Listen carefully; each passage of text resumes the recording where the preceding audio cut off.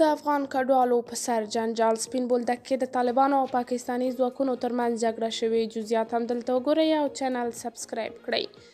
په کندهار او بلوچستان کې سرچینې وایي له پاکستان سره د سپین بولدک چمن دروازه کې نن د جګړې له امله 2 کسان وژل شوي او د یو پاکستاني سرتیري په ګډون 15 ټپیان دي. د سرچینو په خبره وژل شوي کسان یو سپین ږیری او بل ماشوم د بلوچستان اړوند د چمن اوسیدونکي دي. د راپورونو له مخې په دې پیښه کې د چمن یو بل ماشوم او یو پاکستاني سرتیری هم ټپي شوی دی او په مقابل کې د کندهار لور ته هم 2 کسان ټپیان شوي دي.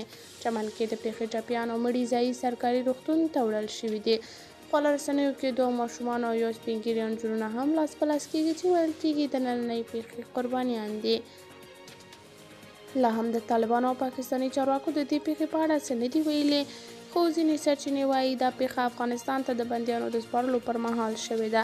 په چمن کې یوې سرچینې رسنیو ته وویل د بندیانو سپارلو پر مهال د افغانستان له لوري د پاکستان خواته ډزې شوي دي او له امله یې دا ټوله مرګ ژوبله اوښتې ده.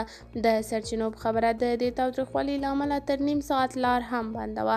یا د دې وی چې د وروستیو کې د پاکستاني پولیسو لخوا د افغان کډوالو د نیولو او ځورولو له امله طالب مشران او فعالان پاکستان ته سخت غوسه دي او وایي چې پاکستاني حکومت وږی شوی او د افغان کډوالو په نیولو او ځورولو غواړي چې د غرب څخه ډالر ترلاسه کړي، خو طالبان به د پاکستان دا خیانت او ظلمونه هیر نه کړي.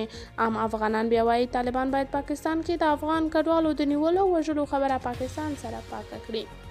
جزئیات هم دلته.